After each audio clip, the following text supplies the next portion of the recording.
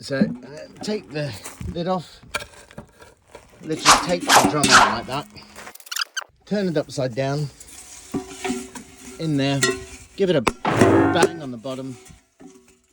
All the residue in the bottom, which is that, it's all biodegradable. You put it back in to the fire pit like that. I'm going to get my new citronella refill and I'm going to put it into the drum.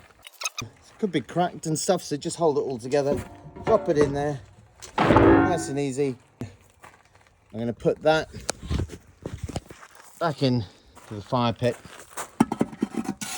like that, and she's all ready to light again.